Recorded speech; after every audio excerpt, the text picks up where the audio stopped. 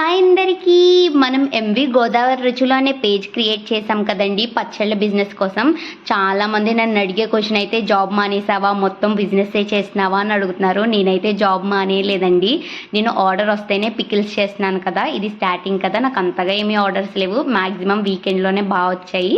Orders వచ్చినా కూడా నేను మేనేజ్ చేసుకోగలను, వర్క్ ప్లస్ బిజినెస్ కూడా. ఎందుకంటే నాది బీ షిఫ్ట్, నేను మార్నింగ్ పికిల్స్ చేసి మధ్యాహ్నం నుంచి నా వర్క్ మీద అయితే ఫోకస్ చేయగలను.